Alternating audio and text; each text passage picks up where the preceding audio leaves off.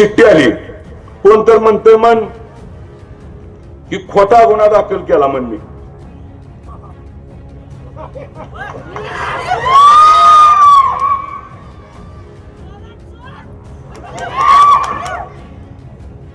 आता ते अधिकृत झाले.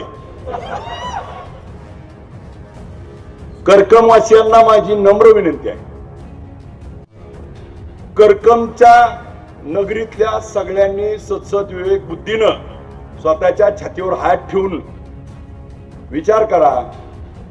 जर तुमच्या तालुक्याच्या आमदाराला 1 कोटी 10 लाखाला फसवत असतील, तुमचं काय हो?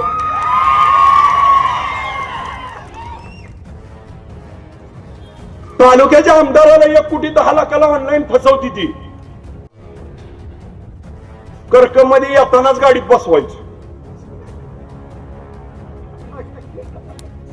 गप्पा मारायचो, कविता ऐकायचो. आम्हाला वाटायचं बरं मनोरंजन चाललंय आमचं, पण ते आमच्याच मागं आमचं काम करणं कुणाला माहिती. आणि मला म्हणते ती खोटा गुन्हा.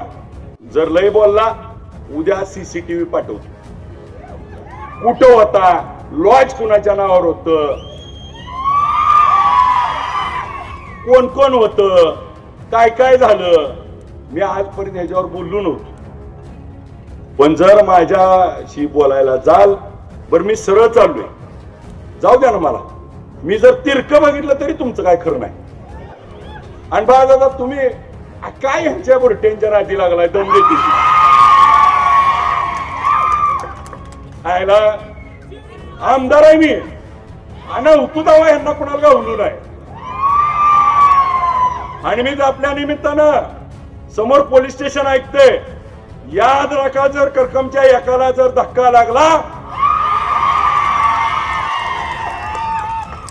23 तारखेला अधिवेशन आहे. एकेकाचा वस्त्रहरण अधिवेशनात करीन.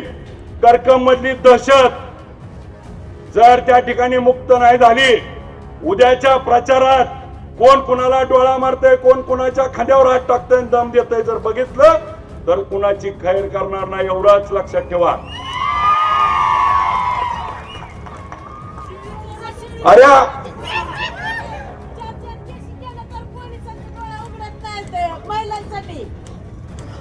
काही आचारसंहिता झाल्यावर यांचं बघतो.